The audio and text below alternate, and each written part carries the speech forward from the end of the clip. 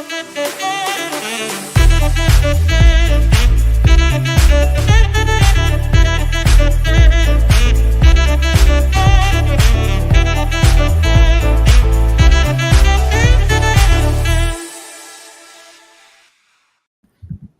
were really committed to doing this episode after a Heat loss, huh, Jose?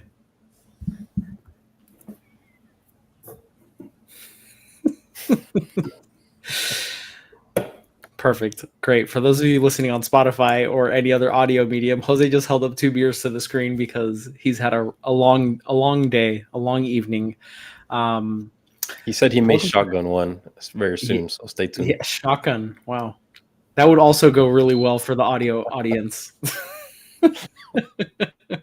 Welcome to the Heron Heads podcast. My name is Julio, and I'm joined today by some friends and fellow Inter Miami fans, Dave, Chris, and Jose. And on behalf of the guys, we want to thank you for joining.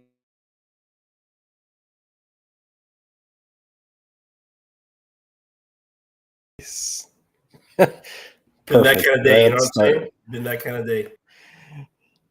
What Julio's saying is he wants to thank everyone for joining us on whatever episode this is. And thanks to all of our Patreons, our Chief Heron Heads, Matias, Chow, Abu, Ava, and Marivi. So we'll get right in as we wait for Julio to come back. So we could just take what we normally do, start off with how are you guys feeling tonight? I know David's a little sleepy today. Jose's had a long day. So it's time to relax, have a couple beers. How are you guys feeling? What do you guys think about Inter Miami, Nashville? There he is. He's back. Hi. So how are you feeling about this new game coming up, Julio? Can you guys hear me? Oh, we hear you. You're just frozen again. My camera's frozen. Fantastic. No, this is great. No, you're good. You're good. Now you're good. Where did it cut out? I don't understand. It's okay. I did your intro. Oh, perfect. You're good. Did you say that it was episode 69? No, I just said episode 60 something. Yeah, it was great. I thought it was episode 69, and I didn't, and I just didn't want to correct him. He was on a roll. Great. How do I feel about the game on Saturday? Mm-hmm. Yeah, I feel good. Other than Alba getting hurt this past weekend, it was a really good game. I mean, we got a result. We came back from going down early. To me, it's like everything's trending in the right direction. Of course, we had another injury, but I feel good going up against a Nashville team that we've had their number. We've gone undefeated against them in the last 5 times we faced them. So, yeah, I feel good. I don't think there's anything to feel bad about other than the fact that Alba is not going to be available to us. Yeah, it feels – not that it feels any good or any better, but it's nice to know that Negri is going to be our left back, should be our left back, instead of Noah Allen that's been filling in for Alba in these instances. So it's nice to know that we have Negri there just waiting, ready to go. We've seen him play. He's been very solid. So, yes, Alba here is not good at all. It definitely hurts what we want to do on this team, but Negri is a good fill-in, and we've seen it in the past. So, yeah, I feel similar way, Julio. We've seen these guys already plenty. It's actually a nice rivalry that's being built between us and Nashville. They're not as good as we've seen them in the past. Obviously, we played them twice already in CONCACAF. There were ups and downs both of those matches against us, but I think our team is very strong right now. Obviously, no Alba, no Redondo still. But I think we're going to put out a very strong team on Saturday, as long as everyone plays, right? We don't know. Maybe they sit somebody, maybe they rest somebody, but we don't know that yet. But they're not as good as what we're used to seeing from them.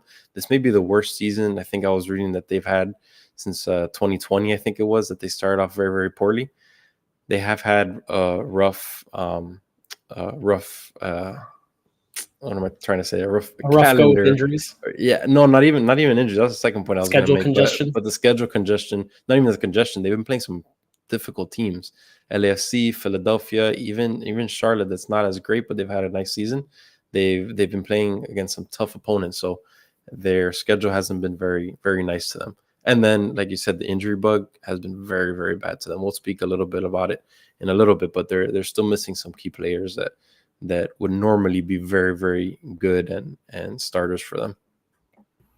I'm interested in us now. We're gonna have Schaffelberg, right, to go against, and we're gonna be having Cello play against them instead of Yedlin. That's gonna be a fun matchup to see how we stack up differently. Because remember, going up against them the last time, we were very concerned with Schaffelberg and just running around Yedlin. And yeah, I don't know if Cello's is that easy to just run around him. He's a physical guy. It doesn't seem like that's a good matchup for Schaffelberg in that sense. And I don't think I've seen Cello get blown by since he's been here, but we need him to definitely settle down into the game a little bit better. He seems to get a little frustrated, goes towards the inside when he shouldn't do. He's not really going into the flow of the offense. So I think that's an X factor for us, because Schaffelberg typically gets them going into their game, and so it'll be nice to see if Cello can somehow, just neutralize him. I'm excited just for the mere fact that it's been a week since we've seen this team play. So yeah, we got kind of spoiled with having what was basically schedule congestion on our part. We got spoiled with getting to see them a couple times a week, and yeah, it's been a while since we've seen them go up, and it's good that they had the time off, because it does let them get a little healthier. I know we're not going to get Alba back, but as we mentioned in the comments, looks like Ian Frey is practicing, Robert Taylor's practicing. Who else was practicing? And Campana was practicing as well.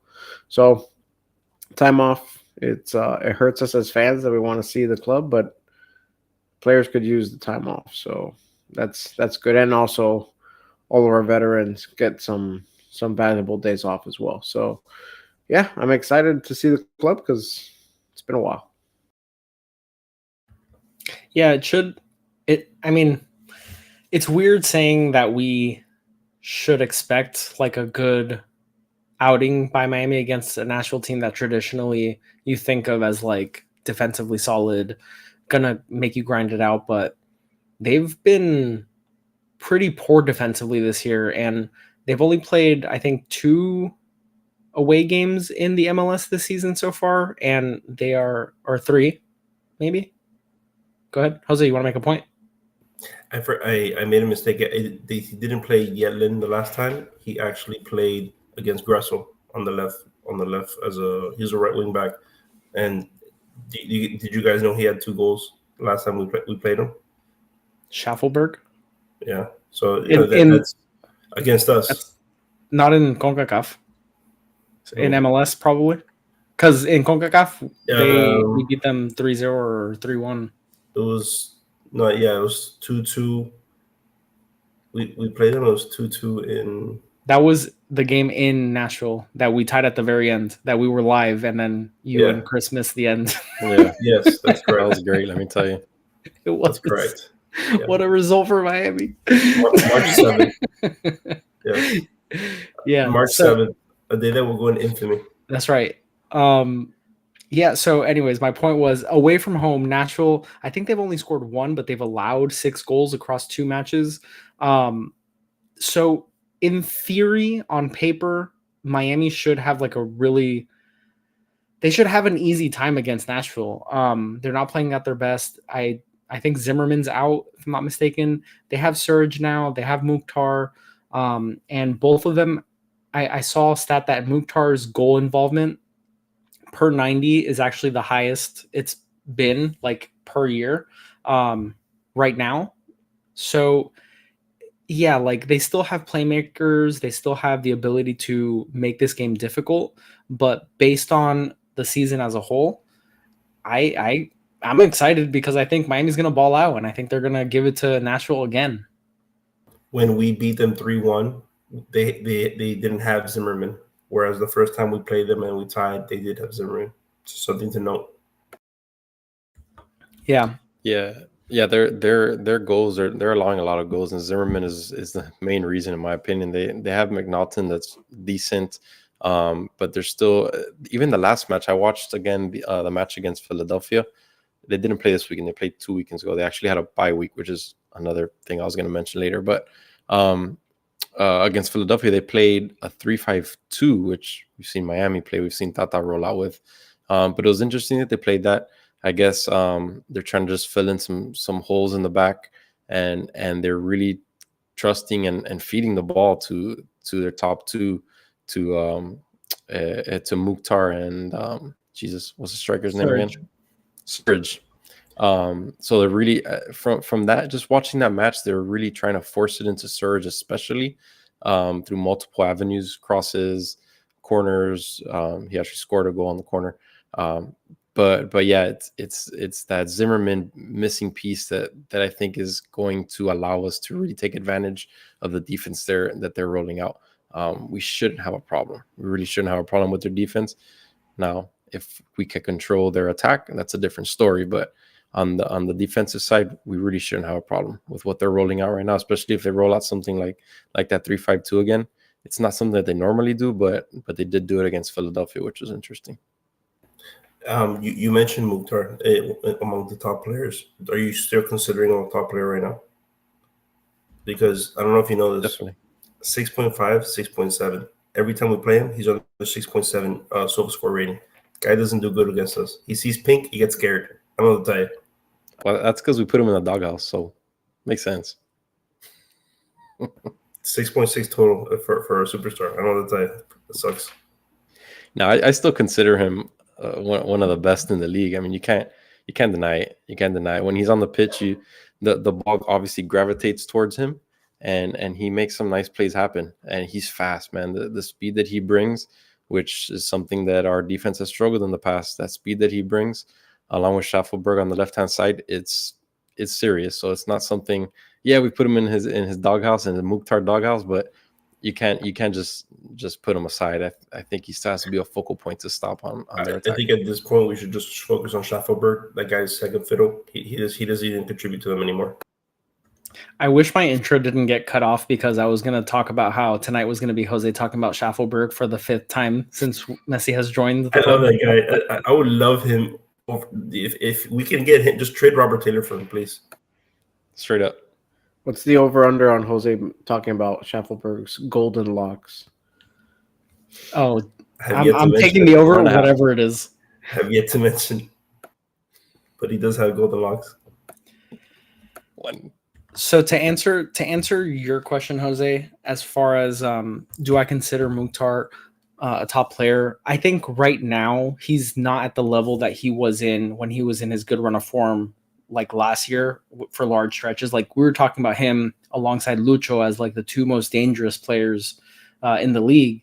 And I think right now he's not at that level. I think you still have to consider him the focal point for this team. So in that sense, we're going to have to understand that he's a danger when he's on the ball. We're going to have to try to limit the amount of touches he gets in dangerous positions because he's one of those players that can unlock a defense in multiple ways. He can take a shot. He can provide chances for others. And Surge is a very capable striker. So I don't want to make it seem like this team is completely inept. They've just had a bad season so far. So while I don't want to take them lightly, they have playmakers. McNaughton is a good defender, and he caused a lot of problems. He can do long throws into the box from side outs. So having gone back and rewatched some of the film and the highlights from the second leg of the CONCACAF Champions Cup against us, Callender had a nice game. I don't know how well you guys remember, but we had trouble with corners again, as per usual. We had trouble with long throws. Like any balls that get crossed into the box on a set piece type situation, it gives us problems. And Drake had a couple nice saves that sort of bailed us out from allowing more. But that threat is always there. And Nashville still will have size advantage. They just... That's what they're good at, and that's what we're bad at. So that threat is still very consistent. Yeah, like I said, the last match against Philadelphia, they scored on a corner, and it was Schaffelberg that did it. He doesn't seem I was going to say the opposite. he looks like a very big guy. Just the way he plays, he boxes people out very well. He looks like a big dude. I just looked it up. He's 5'10", so he's not huge, but the way that he plays in the box, especially to get these corners, it makes a big difference. And he makes himself a big striker. Maybe he's not super big in height, but he makes himself a big striker, which is not good for us. It's our weakness, like you said. It's been our weakness, and they seem to do a very good job for as bad as the season that they've been having, and they seem to still do a very good job on set pieces and corners. So interesting to see what we do with that. Obviously, we have more size, but still, it's still a worry, a concern. It comes down to also like they're averaging 1.1 goal per game. You know, they have done better the last few games, though. It seems like they've gotten between 1 and 2, goals scored the last few games. But I feel like if we score 2 goals, we'll probably win. They don't seem very like you guys have been saying, their offense hasn't been really flowing very well.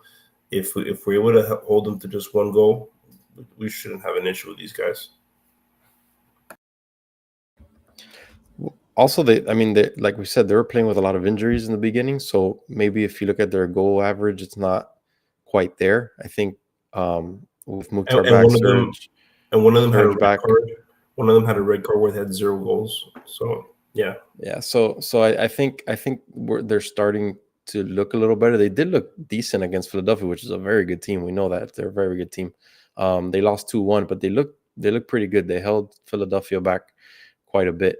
But yeah, I think it's a product of that they hadn't played a lot. There was a lot of injuries in the beginning, and maybe the goal average doesn't reflect what we may see on Saturday. So I guess who are the danger men for you guys on Nashville's team? I know what Jose's answer is going to be, but what are you guys thinking? Jose, just give your easy answer. Do you want me to give you my? Yeah, I mean, he kind of already said it. I'm like, all right. Yeah, I mean, I do think that Schaffelberg is their X factor, because if he's gonna be able to just get around Cello, if he's able to get on the counter, that'll really get their offense going. It's almost like Lewis Morgan when he went off on us. Every time when this guy goes off on us, it sucks, because they're not a potent offense, and it's just giving them opportunities because we're not getting back on defense. And that's what it would be. If he has a good game, it's because we're not getting back on defense. They're getting behind us. Our back line's just getting frustrated by his speed. He's shooting them into the box. You getting Mukhtar just he's able to weave through the traffic in there. That's what they're gonna do to try and win. That's how they're gonna muck it up and have a high press. Hopefully we mess it up and we get some turnovers. That's the way to success against us. So they're definitely gonna try for it. Yeah, I don't know if I have a single person that I'm looking at when it comes to them scoring on us. It's just the mistake. The chat's been all over it, and that's absolutely true. It's that we don't have a bad defense per se. We just have a bad habit of making the individual mistake. Every now and then somebody will just make a boneheaded play, and it leads to a very, very clear scoring opportunity. And that is the dangerman for Inter Miami in this one. It's just everybody has their head on right in the back line, even in midfield. This should be no contest. But once again, just play as close to mistake-free football as you possibly can. If you do that, we have enough on the attack that this should not be close. But that's the crutch of this team. It's somebody finds a way to have an errant pass land right on the boot of a dangerous striker. So as long as that doesn't happen, there should be no dangerman for Nashville. I'm going with the dangerous striker, David, and Surge. That man he's pretty good. He's not bad. He definitely has a size advantage over everybody. 6'3". He's pretty fast as well. If him and Mukhtar have the connection that hopefully for Nashville, not for us, that they've built already, being back from injuries, I think Serge is going to be the issue for us and our defense. He has the height advantage over Dodo, who's what, 6'7"? 6'7", 6'8". I don't know what to tell you. So I'm going to be looking at Godoy, my fellow countryman from Panama. I don't remember if it was the first or second leg, but he was not afraid to like ruffle some feathers on our team. And that should, with the familiarity, that should continue to like be something that these players on Nashville can get after. And Godoy's been playing a lot more in midfield. If I'm not mistaken, he traditionally has been a defender in his career, but Nashville has been using him more in the midfield or in more advanced positions. He's a big physical player, and that could potentially cause us some problems. Like we've been saying, we have a tendency to do really bad turnovers at really bad positions. And if Godoy, who's a defensive-minded midfielder, we'll see how he comes out or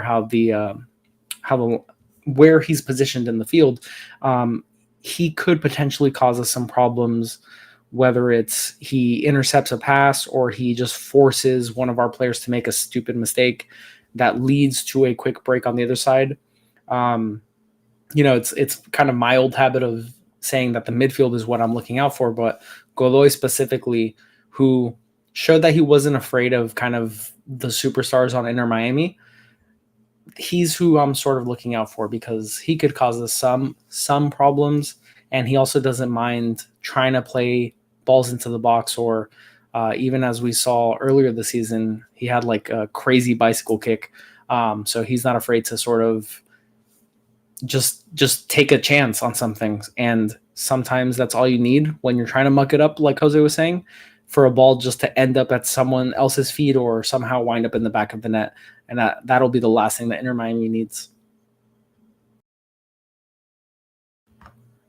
And all right, now that we've talked about Nashville, let's talk about Miami. So who are we looking at on our team? I'll leave it open to anyone, including the Fantastic Four, although three of them only are playing. I'm looking at, because it hasn't been made official yet, but I don't think any of us expect Alba to play. I'm looking at who they decide to move on with. Is it going to be Negri? I wouldn't be surprised if it is Noah Allen. You don't know.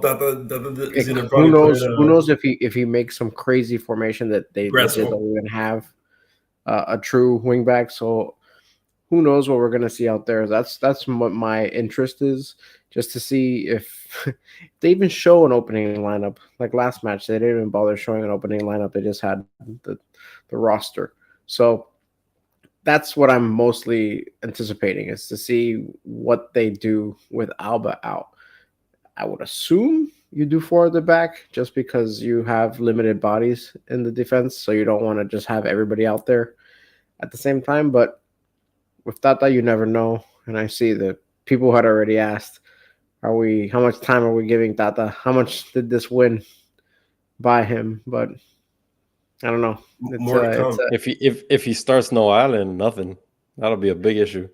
Jesus. I'm still on team Tata out. Tata talk now, or are we skipping Julio's questions and forget that? I mean, we can jump into Tata talk because I think it does. Exactly. Exactly. Because we don't know. Is he benching anyone? Is this Kremansky's first start of the season? He's gonna start him at left back. That would make total sense. Absolutely. Yeah. For me with Tata, I think we just lost the biggest. We kind of that's the prime thing that we wanted to win, right? And we lost, and that's that. That's a big no-no for him. That's a strike. He's got 2 more strikes. I agree with the commenters where you kind of have to let it play out. The rest, I would at least the rest of the year and see he can right the ship. I don't think he will. I don't see how they're gonna do a mid-season change. I don't think they will. They will only take him out if they have assurances from a bona fide manager Yeah, that he's absolutely. willing to come here. That's Which the only way they kick him out. Which that wouldn't be surprising either, to be honest. I think it would be. Well, no, like out of nowhere, Bex just gets in his PJ and just like, just I got somebody, guys. Watch this. Just out of nowhere, just brings in Xavi. Who knows? Mid-season, Who knows? Leaves Barcelona. Screw it. I mean, they're already out of their big competition. Yeah. I think Tata needs to absolutely dominate MLS play going forward if he wants any sort of chance to stay here. And he needs to win the MLS Cup. There's no question about it. It's already a failure of a season, in my opinion, being kicked out of CONCACAF, especially in the quarterfinal. So he better win the MLS Cup. I wouldn't say it's you hear that, Tata? Listen to me. Huh? I wouldn't say it's a failure just yet. Yeah, CONCACAF is the biggest competition that we had this season. That was the chance to show the world that we could hang with international play, and we couldn't. We got killed. Yeah, I would say while it's one of 3 hypothetical strikes, it was like a huge strike. I think it's like 1.5 strikes. Yeah, I think the leash has shortened quite a bit because of it, and the win last week, the result last week, only gave him like this much more room to breathe, and it's all it's going to take is like a small run of poor form, especially right now that he has most of the pieces. Like, we're missing Alba, but we still have Messi, we still have Suarez, we still have Busquets, we still have like things are starting to come together right now. We have no midweek fixtures. CONCACAF is now in the rearview mirror. There's not that many excuses anymore, and when the schedule changes a little bit with international duty, with Copa America, later in the season with Leagues Cup and the Olympics, like that changes it a little bit. But right now, there's no excuses not to just go on a string of wins and positive results. Like a draw this weekend, to me, would not be acceptable, regardless of how the game plays out. To me, we need to see Tata get this team in a consistent rhythm. We need to see him managing the minutes of some of these players better, because even though we don't have midweeks, like they've played a lot of time. So let's make sure that if we're up 3-0, take some of these players out, rest them, like let some of the younger players stretch their legs. Like we need to see. It's hard-headed. Yeah, he really is, and he like tries to make a statement at the cost of his players. And it's very selfish of him, in my opinion.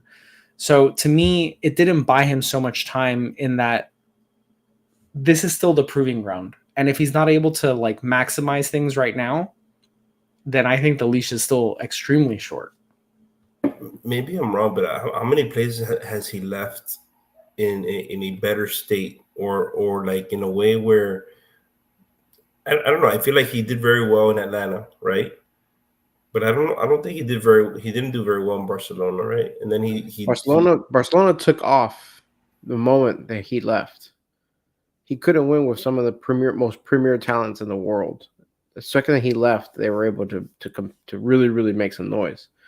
So bringing him here, yeah, it's a big name, but I don't know if it does anything for the club. But then you throw in like if you ask them like people in Mexico about him, they're not very fond of it. They hate him there too. The national team of Argentina, didn't do very well there either. Just I don't know. I feel like I'm like this guy's. There's a phrase. He's failing upward. In like he just keeps getting fired from jobs and getting a better job. I don't know. I guess the MLS. Yeah, absolutely. Definitely a better job. Indeed. Everyone was talking about the Champions League. We're going to get to that, guys. Just so you guys are. know. Oh, wow. We're definitely getting to that. Definitely. Why don't you hop into it right now, Jose?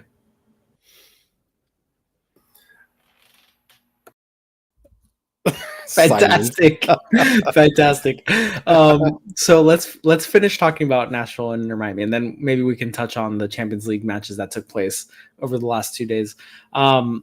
So listen, I think I've made it pretty clear. I'm expecting Miami to come away with a decisive victory. I wouldn't be surprised if Nashville scores because we still have trouble with things that Nashville are good at, like set pieces, and we just tend to give the ball away in bad positions. You know, I wouldn't even be surprised if we went down 1-0 and I like finished the first 20 minutes of the match being like super frustrated and just in disbelief that we've again found our way behind in a match. But I think Miami wins 3-1. To me, it should be a very straightforward match. I hope and pray that rolls out with a 4-3-3 or some sort of 4 at the back formation. It is plain as day that we play so much better with a 4 at the back formation than a 5-3-2 or a 3-5-2, however you want to call it. So long as we roll out with a 4-3-3 or a 4 at the back, I think this is a walk in the park for Miami. I'm gonna go with a 2-1 victory by Miami.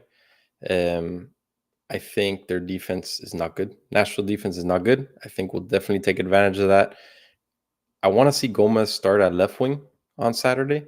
I think him up there paired with Suarez and Messi is a great combination. We saw it last match. We've seen it all season, really. But I think at left wing, filling in for Robert Taylor, I think that's where he belongs. And we could get Benghai in there at some point as a sub.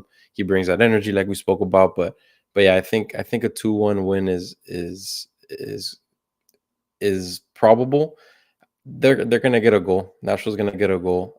They have some lightning at the attack. We all know our defense is okay. It's the turnovers from our defense that's the issue, unfortunately. And I think it's been every game we've seen one, so I think we'll see something like that again. It's kind of inevitable at this point. It's just how do we react after something like that happening, and how do we take advantage of their defense? And I think we will. I think our attack is definitely strong enough. Yeah, I'm hoping for 2-1 victory. What I'm looking forward to is Crema getting on the field again. I feel like he got off a great footing last game. I think having Cello instead of Gresso playing against Schaffelberg, I think that's a hell of an improvement. And you know, maybe giving Gresso some rest, God forbid. Poor guy's been playing what? He's 9 games. He's the only one that's played 9 games for us, correct, Chris? It's that guy. Come on. Oh, is that the only one? The only one in the whole league. This is only one in the MLS. In the MLS, has played 9 games. I'm really hoping this guy gets. Hasn't Toto played 9 games? No, he's the only one that's played 9 games. Pretty sure Toto's played 9 games. I saw a stat that said Gresso and Toto both played 9 games. Argue with the MLS website. I don't know what to tell you. Yeah. So how about that, David? Also, we're top of the league, and Nashville sucks. So there you go. Analyze that.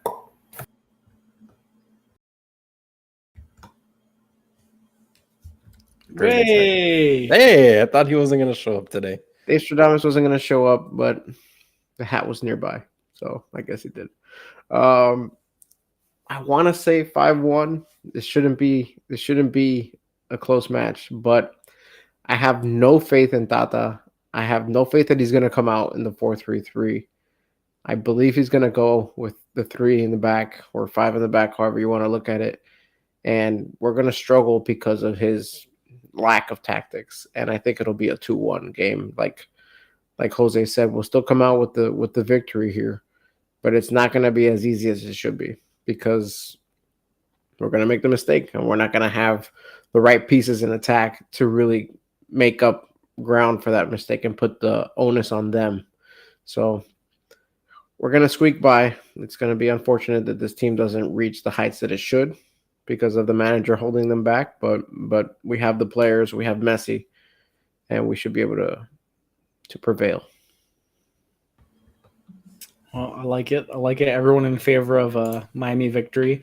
So we can quickly just touch on the Champions League game. Jose, I would love your thoughts on Bernardo Silva's penalty kick. It was awesome. So for those of you that didn't catch the action, Real Madrid and Manchester City went to penalties, and Bernardo Silva hit the ball straight down the middle, and the keeper stood straight down the middle and just caught it. And it's considered maybe one of the worst penalties that anyone's ever seen. So Jose thought it was amazing. You heard it here first. He's having technical difficulties now all of a sudden because of it, which is fantastic timing. But yeah, it was a weird match. Like, I can't believe Madrid continue to find ways to, like, they're just Champions League goats. Like, they can't not win in that competition.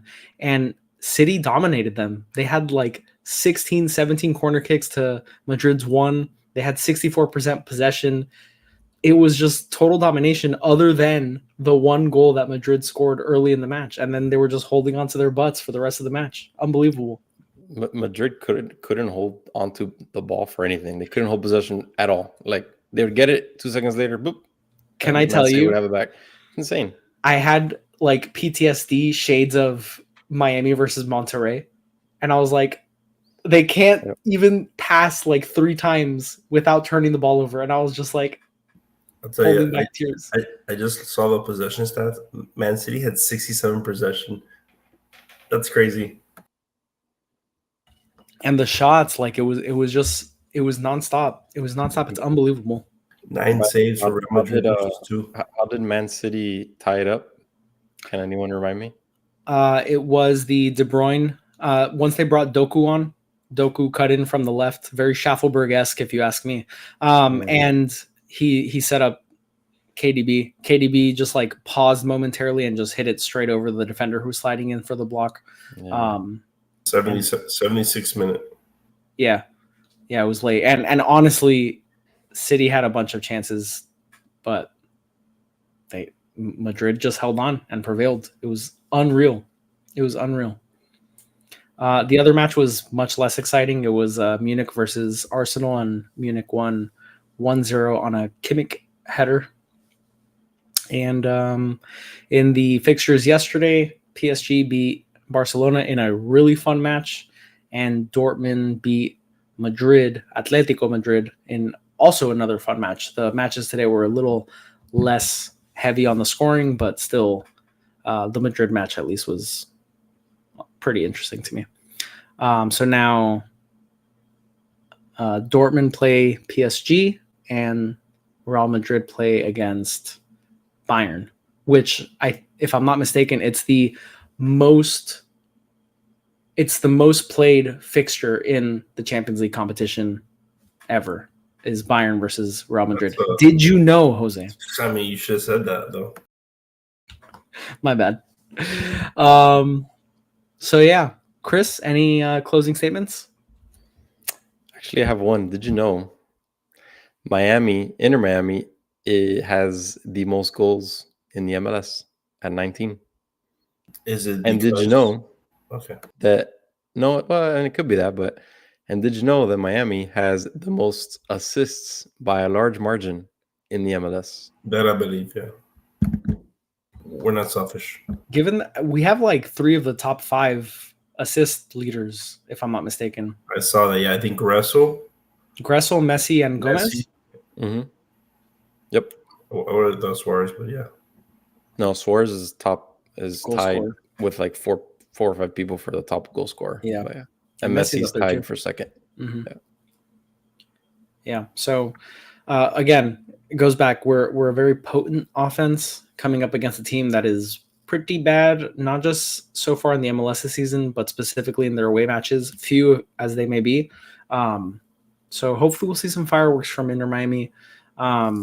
They love setting off the fireworks right next to that airport. So hopefully we'll see them go off quite a few times. And I know it's like a highly anticipated one for people that are going.